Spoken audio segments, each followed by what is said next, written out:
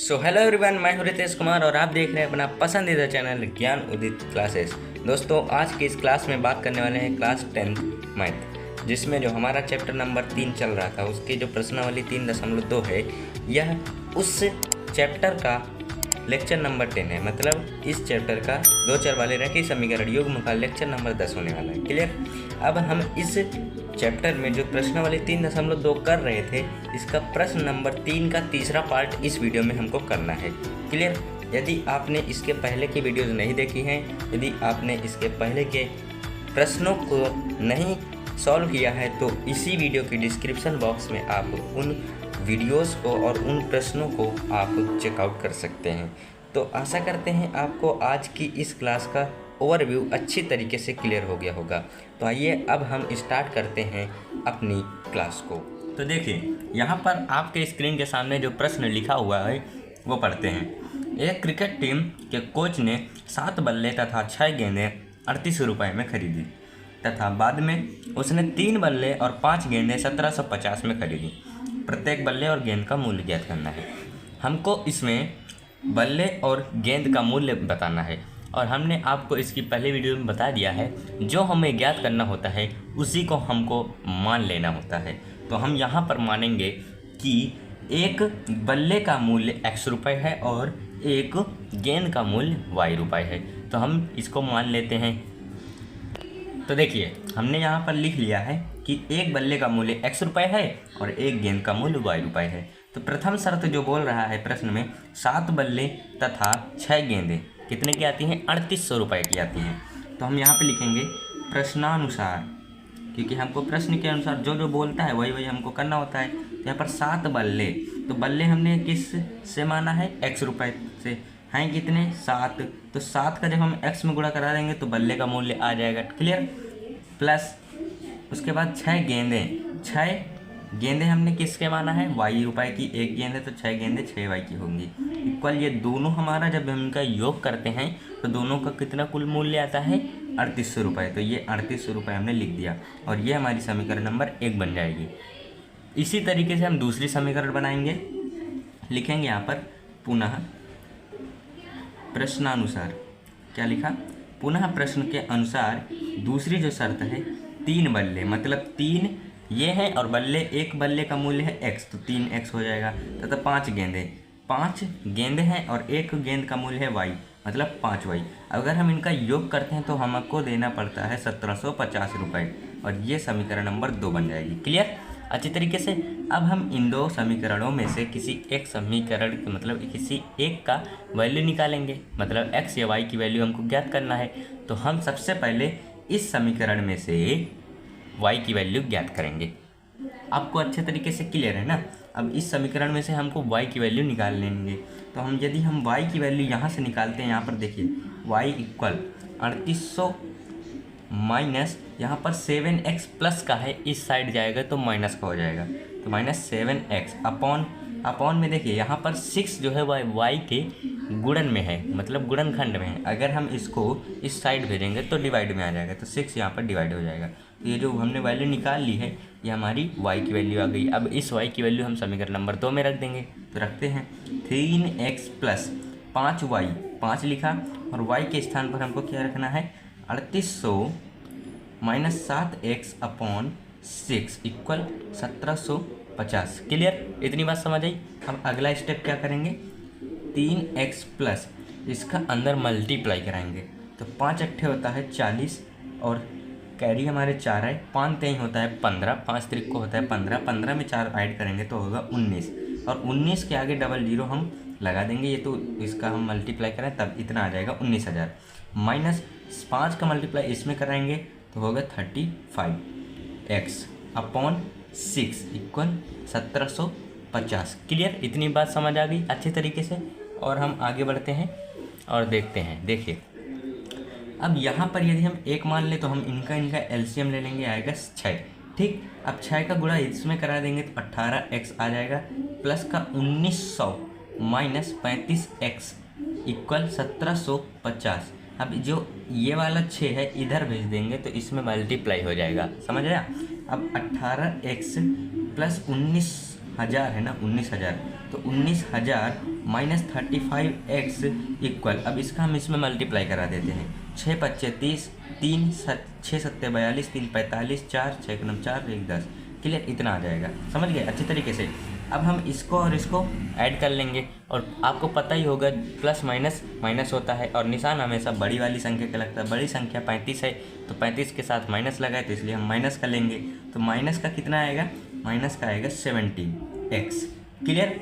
अब इक्वल करेंगे 10, 500 लिखा। अब ये वाला जो 19,000 है, ध्यान समझिएगा, ये जो 19,000 उधर भेजेंगे तो ये माइनस का 19,000 पहुंच जाएगा उस साइड में। क्लियर।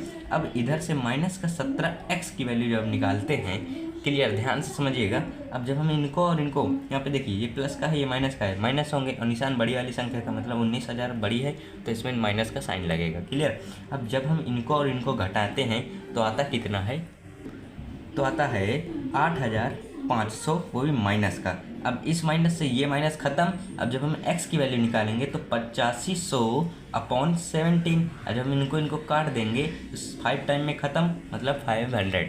क्लियर। जो हमारी x की वैल्यू आई है वो 500 आई है, मतलब एक जो बल्ला मिलेगा हमको कितने का मिलेगा, 500 रुपये का मिलेगा, क्योंकि x का जो हमने माना, बल्ले का मूल्य माना था वो x माना था। ठीक। अब हम इसी x की वैल्यू इस वाले में रख देंगे, इस y में। ठीक। तो रखते हैं, y की वैल्यू आ जाएगी, तो 3800 माइनस 7 गुणते 500 है ना, 500 है ना x की वैल्यू, तो 500 रख दिया अपॉन 6। अब देखिए 3800 लिखा, लिख दिया। क्लियर, अच्छी तरीके से। अब 7 बच्चे होता है 35, तो 35 यहाँ से आएगा 00 अपॉन 6। अब हम जब इनको और इनको घटाएंगे तो आएगा 300 अपॉन 6। 3 जब हम इसको काट देंगे तो 50 रुपये आ जाएगा, मतलब जो y क्या माना था हमने, गेंद का मूल्य। यहाँ पे दिख रहा होगा कि एक बल्ले का मूल्य हमने x रुपये माना था, जो बल्ले का मूल्य आया हमारे पास 500। x की वैल्यू हमारे पास 500 आई है, और y की वैल्यू हमारे पास 50 आई है, मतलब बल्ले का मूल्य हुआ 500 और गेंद का मूल्य हुआ 50 रुपये। क्लियर, 50 रुपये। आशा करते हैं आपको आज की इस वीडियो में यह प्रश्न अच्छी तरीके से क्लियर हो गया होगा। आइए अब हम इसका नेक्स्ट पार्ट देखते हैं।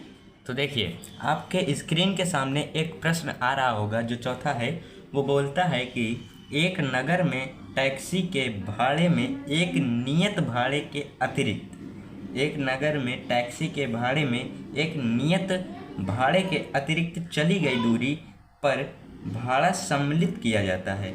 10 किलोमीटर दूरी के लिए भाड़ा 105 रुपये तथा 15 किलोमीटर के लिए भाड़ा 155 रुपये नियत है। भाड़ा तथा प्रति किलोमीटर भाड़ा क्या है, मतलब कि हमको प्रति किलोमीटर भाड़ा ज्ञात करना है। एक व्यक्ति को 25 किलोमीटर यात्रा करने के लिए कितना भाड़ा देना पड़ेगा। देखिए, बहुत ही सिंपल सा कॉमन सा प्रश्न है, बस आपको समझना है कैसे। और ध्यान से देखिए, यहाँ पे बोला है कि 10 किलोमीटर, पहले हमको क्या निकालना है, प्रति किलोमीटर भाड़ा। तो हम इसको मान लेते हैं कि माना प्रति किलोमीटर भाड़ा x रुपये है, x रुपये है। बस आपको यही ध्यान में रखना है कि जो चीज़ हमको निकालनी होती है हम उसी को मान लेते हैं। ठीक है। अब यहाँ पर बोला है कि 10 किलोमीटर दूरी के लिए 105 रुपये देना पड़ता है। अब देखिए, 1 किलोमीटर के लिए हमको x रुपये देना पड़ेगा। क्लियर। तो 10 किलोमीटर मतलब जब हमको 1 किलोमीटर के लिए x रुपये देना पड़ेगा, तो 10 किलोमीटर के लिए हमको देना पड़ता है कितना, 10 किलोमीटर के लिए देना पड़ता है हमको 105 रुपये। ठीक है। अब 105 रुपये हमको ये देना पड़ता है 10 किलोमीटर की दूरी तय करने के लिए। यदि हमको 1 किलोमीटर की दूरी तय करनी है तो 105/10 आ जाएगा रुपये। ठीक। अब ये हमारा x के बराबर है। क्लियर है ना, कि ये 1 किलोमीटर के बराबर ये है, और 1 किलोमीटर में हमने माना x, तो 105/10 इक्वल ये हमारा x के इक्वल है। समझिए। अब यहाँ से हम x की वैल्यू फाइंड कर सकते हैं। तो यहाँ से हमारी जो x की वैल्यू आएगी वो आएगी x = 10.5, ये आएगी रुपीज़ में 1 किलोमीटर की। लेकिन जो दूसरी शर्त बोल रहा है उसको भी देख लेते हैं, जांच लेते हैं कि 15 किलोमीटर के लिए 155 रुपये देना पड़ता है। 15 किलोमीटर के लिए 155 रुपये देना पड़ता है। ठीक ध्यान से समझिए, 15 के लिए 155 रुपये और 1 किलोमीटर के लिए कितनी देना पड़ेगा, तो 155/15 रुपये। और ये हमारा x के बराबर है, तो इसको भी हम x के बराबर लिख देंगे x। अब देखिए, अब हम इसको थोड़ा काटते हैं। ठीक, तो 5 तिहाई 15, 5 तिहाई 15, 5 एकन्नम 5, अब 3 एकन्नम 3। ठीक, 3 एकन्नम 3। अब यहाँ पर जो यहाँ पर दिया हुआ है मतलब 10 आ जाएगा, 3 एकन्नम 3 .10.3 ऐसे कुछ आ जाएगा। तो लगभग ये जो वैल्यू है ये दोनों बराबर है। क्लियर, मतलब बराबर है, लगभग तो इक्वल ही है। ठीक है, समझ गए।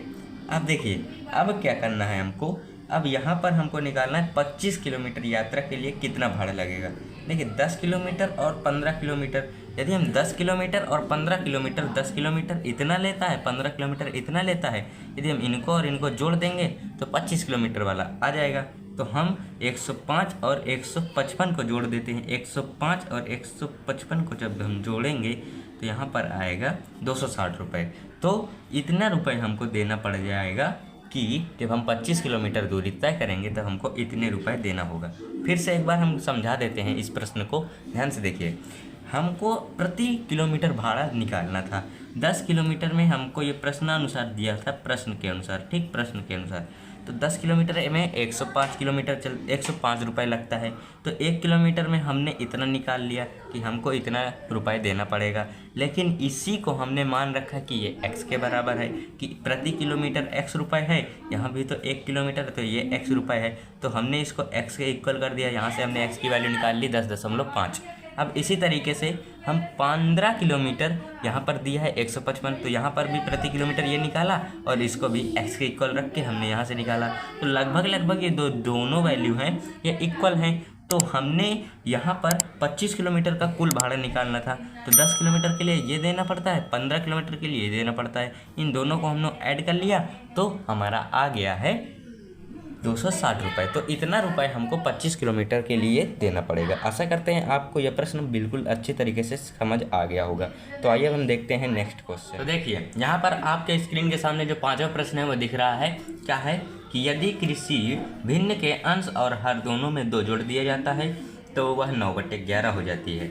यदि अंश और हर में 3 जोड़ दिया जाता है तो वो 5/6 हो जाती है। वह भिन्न ज्ञात करना है, मतलब हमको भिन्न ज्ञात करना है। और ये हमको 2 शर्तें दी हैं। अभी हमने आपको बताया कि जो हमको ज्ञात करना होता है उसी को मान लिया जाता है।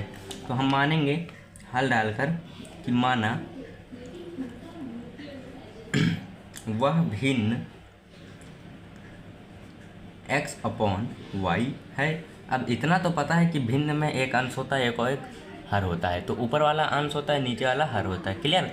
अब इसी में हमको खेल करना है, जैसे हमको प्रश्न में खेल करने के लिए बोला क्या है कि भिन्न के अंश व हर दोनों में 2 जोड़ दिया जाता है। तो भिन्न ये है, इसके अंश और हर दोनों में 2 जोड़ दिया जाता है तो वो दोनों हो जाती है 9/11। तो 9/11। अब इसको हम थोड़ा सॉल्व कर लेते हैं। इसको इधर भेजेंगे, इसको इधर भेजेंगे। तो 11 मल्टीप्लाई ये और 9 मल्टीप्लाई y+2, मतलब इसको इधर भेजा और इसको इधर भेजा। क्लियर। अब हम इसका अंदर मल्टीप्लाई करेंगे 11x + 11 2 × 22, 9y + 18। क्लियर। अब इसको और x और y को हम इधर लाएंगे और इसको उधर भेज देंगे। तो 11x - 9y = 18 - 22, क्योंकि इधर प्लस का उधर जाएगा माइनस का हो जाएगा। समझ आया। अब हम इसको लिखा 11x - 9y = यदि हम यहाँ से इसको सॉल्व करेंगे तो माइनस का आएगा 4। ये समीकरण हमारी 1 बन जाएगी। आप समझ आया। अब दूसरी समीकरण हमको बनानी है, बस वैसे बोलना है, मतलब करना है जैसे हमको प्रश्न में बोला है। तो बोला क्या है, यदि अंश और हर दोनों में 3 जोड़ दिया जाता है तो अंश ये है, हर ये है, इनमें 3 जोड़ने पर 5/6 हो जाती है। आप समझ आया। अब इसको और इसको इधर भेज देंगे तो मतलब 6x + 18 = 5y + 15। अब इसको और इसको इधर भेजेंगे, मतलब x और y वाले हम एक साइड रख देंगे। यहाँ पर प्लस का था, इधर आया माइनस का हो गया। और 15 + माइनस हो जाएगा क्योंकि यहाँ पर ये प्लस का इधर आएगा, माइनस का 18 हो जाएगा। तो 6x माइनस 5y इक्वल, यदि हम इसको घटाएंगे तो माइनस का 3 आएगा। इस समीकरण हमारी 2 बन जाएगी और इन्हीं समीकरणों में से हमको एक समीकरण मतलब एक का हल निकालना है। तो हम यहाँ से इस समीकरण नंबर 2 से x की वैल्यू निकाल लेते हैं। तो माइनस का 3 प्लस का 5y अपॉन 6। अब तो समझ आ ही गया होगा कि हम ये सब कैसे निकाल रहे हैं। देखिए माइनस का 3 और ये उधर जाएगा प्लस का हो जाएगा और ये इधर मल्टीप्लाई में इधर आएगा डिवाइड में हो जाएगा। तो वही हमने x की वैल्यू निकाली। अभी इस x की वैल्यू हम इसमें रख देंगे और आंसर निकाल लेंगे। तो यहाँ पर थोड़ा जगह कम है बट हम यहाँ पर x की वैल्यू आपको निकाल कर दिखा देते हैं। देखिए x की वैल्यू जब हम निकालेंगे तो हम इसमें x की वैल्यू रखते हैं, y की वैल्यू निकलेगी। देखिए यहाँ पर रखते हैं तो 11x, x के स्थान पर -3 plus 5y upon 6 minus 9y equal minus का 4, ये 4 है। ठीक, अब इसका अंदर मल्टीप्लाई कराया तो माइनस का 33, समझ आया, plus 55y minus 9y upon के इसमें 6 है, 6 रखा और माइनस का 4 यहाँ पर लिख दिया। अब देखिए यहाँ पर हम इसको एक यहाँ पर मान सकते हैं और इसका एलसीएम ले सकते हैं। तो एलसीएम हम लेते हैं, यहाँ पर एलसीएम लिया तो आएगा 6, समझ आया, आएगा 6, इधर उतना ही रहेगा ये, और इधर इसका 6 का मल्टीप्लाई हो जाएगा तो 954y आ जाएगा, 6 नहीं का 54, ठीक है, इक्वल माइनस का 4। अब इसका मल्टीप्लाई इसमें हो जाएगा तो आएगा कितना, माइनस का 33 plus 55y minus 54y equal minus का 24। क्लियर। अब इसका और इसका यदि हम इस देखिए ये प्लस का ये माइनस का घट जाएंगे और बड़ी ये है तो निशान हमारा प्लस का लगेगा क्योंकि बड़ा यहाँ पर प्लस वाला है। अब हम देखिए यहाँ पर क्या करेंगे, इसको घटा देंगे तो यहाँ पर आएगा y इक्वल माइनस का 24। अब यहाँ पर ये माइनस का इधर आएगा प्लस का 33 हो जाएगा। अब समझ आया। अब यहाँ पर यदि हम इसको और इसको सॉल्व करते हैं तो आएगा 9। देखिए प्लस माइनस माइनस होता है और माइनस के में मतलब जो निशान लगाएंगे तो बड़ी वाली संख्या का लगाएगा, बड़ी वाली संख्या 33 है, यहाँ पर प्लस का निशान लगा तो प्लस का, तो y की वैल्यू हमारे पास 9 आ जाएगी। अब इसी y की वैल्यू को हम यहाँ रख देंगे तो x की वैल्यू निकल आएगी, रख लेते हैं, समझ गए। तो ये हमारी y की वैल्यू आ गई। क्लियर, समझ आ रहा है, दिख रहा है, विजिबल है, अच्छे तरीके से समझिए। देखिए x की वैल्यू हमने यहाँ पर रखी, ये x की वैल्यू हमको फाइंड करनी है, ठीक। -3 प्लस 5y, y के स्थान पर हमको रखना है 9, तो यहाँ पर रख दिया 9। विजिबल है, हाँ है। देखिए अपॉन में 6 है, ठीक। अब माइनस का 3 प्लस 5 9 जब 45 होता है अपॉन में 6। अब यहाँ से यदि हम इनको घटाएंगे तो 42 आएगा अपॉन में 6, 6 7 42, मतलब y की वैल्यू आ जाएगी 7। तो x की वैल्यू आ गई 7 और y की वैल्यू आ गई 9, मतलब x बराबर 7 और y इक्वल टू 9। ये जो हमने निकाला है ये क्या निकाला है, भिन्न, मतलब x का अंश जो होगा वो x होगा और y जो होगा वो हर होगा। तो यहाँ पर y ये है और x ये है अंश, तो यहाँ पर जब भिन्न बनाएंगे तो 7 यहाँ पर x के स्थान पर रखा और y के स्थान पर हमने 9 रखा, तो 9/7 हो गया। अब हम यहाँ पर जांच करके भी बता देते हैं, प्रश्न में क्या बोला था, 7/9 हमारी भिन्न आ गई। 2 जोड़ देते हैं दोनों में तो 9/11 हो जाती है। यहाँ पर 2 जोड़ेंगे तो 9 हो जाएगा, यहाँ पर कितना जोड़ देंगे 2 तो यहाँ पर 11 हो जाएगा, 9/11 हो जाएगा, ठीक। अगर हम 3 जोड़ देते तो वो 5/6 हो जाती है। 7 में 3 जोड़ा 10 और 9 में 3 जोड़ा 12, 10/12, 10/12, 5 और 6, 2 से काट देंगे तो 5/6, मतलब ये जो हमारी शर्तें पूरी हो रही हैं। इस कारण हमारा ये जो प्रश्न है वो एकदम बहुत ही बेहतरीन तरीके से एकदम सही है। आशा करते हैं आपको इस क्वेश्चन में गड़बड़ नहीं हुई होगी। यदि गड़बड़ हुई है तो आप इसको दोबारा से देख लीजिएगा, आपको अच्छे तरीके से समझ आ गया होगा, ठीक है। तो आइए अब हम देखते हैं इसका लास्ट प्रश्न इस एक्सरसाइज का बेहतरीन तरीके से, फिर उसके बाद हम इस वीडियो को एंड करते हैं। तो देखते हैं हम अपना यहाँ पर जो छठा प्रश्न है इस एक्सरसाइज का लास्ट प्रश्न वो है 5 वर्ष बाद जैकब की आयु उसके पुत्र की आयु से 3 गुनी हो जाएगी। 5 वर्ष पूर्व जैकब की आयु उसके पुत्र की आयु की 7 गुनी थी। तो यहाँ पर उन्हीं की हमको आयु बतानी है। तो अभी हमने आपको इस प्रश्न के पहले हमने बताया था कि जो हमको ज्ञात करना होता है उसको मान लेना होता है। तो हम मानेंगे, माना जैकब की आयु x वर्ष है और उसके पुत्र की आयु y वर्ष है। तो हम इसको मान लेते हैं, तो हमने मान लिया है, ठीक है। माना जैकब की आयु x वर्ष है और पुत्र की आयु उसके पुत्र की आयु y वर्ष है। अब प्रश्न के अनुसार हम चलेंगे और जो जो प्रश्न बोल रहा है उसी के अनुसार हम अपना सॉल्व करेंगे। तो क्या बोल रहा है, 5 वर्ष बाद, मतलब 5 वर्ष बाद। अभी इसकी वर्तमान आयु है x वर्ष, किसकी, जैकब की, और इन दोनों की x और y है। 5 वर्ष जब बाद की बात होगी तो इनमें x और y में हम जब 5 जोड़ देंगे तो 5 वर्ष बाद की हो जाएगी। तो x + 5 और y + 5, तो ये बात हो गई 5 वर्ष बाद की। इक्वल लगा दिए। अभी इक्वल हमने क्यों लगाया अभी बताते हैं। 5 वर्ष बाद जैकब की आयु उसके पुत्र की आयु से 3 गुनी हो जाएगी, मतलब इसकी आयु 3 गुनी ऑलरेडी हो गई है। कब, जब ये 5 वर्ष बाद की बात है। तो बाद की बात हमने कर दी है, 3 गुनी हो चुकी है, बराबर करना है तो इसको भी 3 से मल्टीप्लाई कराना होगा। समझ आया।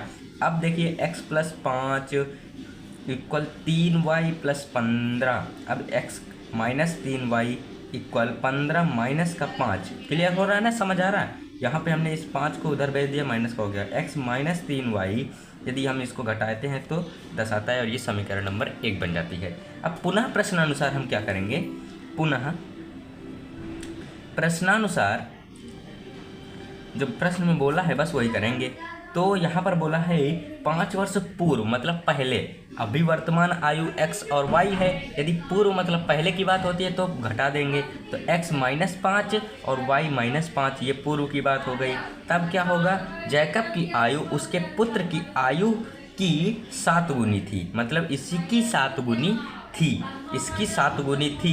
जैकब की आयु उसके पुत्र की आयु की 7 गुनी थी, इसकी थी, तो इसको हम 7 से मल्टीप्लाई कराएंगे तो यहाँ पर इसकी भी बराबर हो जाएगी। तो 7y - 35, यदि हम x - 7y = -35 प्लस का यहाँ पे हो जाएगा ना, ये माइनस का इधर आएगा प्लस का हो जाएगा, तो माइनस प्लस का 5 हो गया। तो x - 7y इक्वल, अब देखिए यहाँ पर माइनस और यहाँ पर प्लस है, ये घटेंगे तो आएगा 30, लेकिन निशान होगा माइनस का, क्योंकि 35 यहाँ पर बड़ा है, ठीक है, इसलिए यहाँ पर माइनस का निशान होगा और ये समीकरण नंबर 2 बन जाएगी। आप समझ आया, क्लियर। अब हम यहाँ से x की वैल्यू निकाल लेते हैं।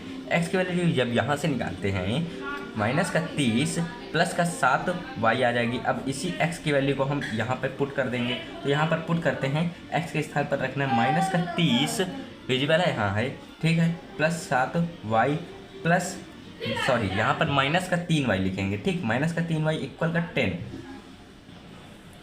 ठीक। अब देखिए -30 प्लस का 7y और -3y, अब यहाँ पर इनको हम घटाते हैं तो 4y आएगा, तो 4y = 10। अब यहाँ पे -30 इस साइड आएगा तो +30 हो जाएगा, ठीक। अब y की वैल्यू जब निकालेंगे, इनको ऐड करेंगे तो 40, और यहाँ पर ये 4 आएगा नीचे, तो y की वैल्यू आ जाएगी यहाँ पर 10, ठीक। ये y की वैल्यू आ गई 10। अब इस y की वैल्यू को हम यहाँ रख देंगे, x की वैल्यू मिल जाएगी, x = -30 प्लस का 7 × 10, x = -30 प्लस 70, है ना, 70 आएगा ना, x की वैल्यू आ जाएगी 40।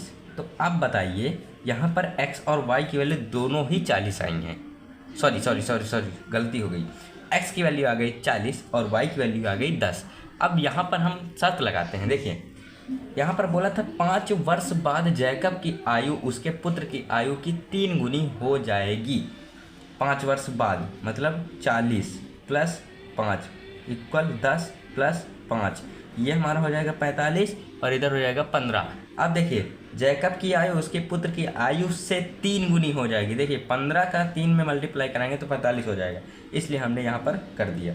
क्लियर, शर्त फॉलो हो रही है। दूसरी शर्त क्या है कि 5 वर्ष पूर्व बाद मतलब पहले, तो यहाँ पर 40 में से जब हम 5 घटाएंगे तो आएगा 35, और 10 में से जब 5 घटाएंगे तो आएगा कितना, 5। अब कितनी गुनी हो जाएगी, 7 गुनी थी, मतलब जैकब की आयु उसके पुत्र की आयु की 7 गुनी थी। 7 से मल्टीप्लाई इसमें कराएंगे तो ये दोनों बराबर हो जाएगा। समझ आएगा, मतलब हमारी शर्त फॉलो हो रही है। आशा करते हैं आपको यह प्रश्न बेहतरीन तरीके से समझ आ गया होगा। यदि समझ आया है तो वीडियो को लाइक ज़रूर कर दीजिए, अभी और अभी कर दीजिए, क्योंकि इन वीडियोज़ को बनाने में बहुत मेहनत लगती है, ठीक है। तो आशा करते हैं आप हमारी मेहनत को जाया नहीं जाने देंगे। तो हम मिलते हैं जल्दी आपको नेक्स्ट क्लास में। और हाँ, अगली जो क्लास है वो बायो की है, बायोलॉजी की क्लास है। हमने पहला चैप्टर स्टार्ट कर दिया है और उसके साथ साथ हमने आपको एक सरप्राइज़ भी दिया था कि जो भी बायो में क्लास होंगी उनकी जो आपकी क्लास होगी उसकी जो PDF है उसी वीडियो के डिस्क्रिप्शन बॉक्स में आपको दे दी जाएगी। आप वहाँ से चेकआउट करके अपनी वीडियो और अपने जो PDF है आप वहाँ से अपने नोट्स को तैयार कर सकते हैं। आपको वीडियो में अंत तक बने रहने के लिए धन्यवाद। अब मिलते हैं जल्दी आपको कल की नेक्स्ट क्लास में। तब तक के लिए बाय, जय हिंद, जय भारत। स्वस्थ रहिए, मस्त रहिए।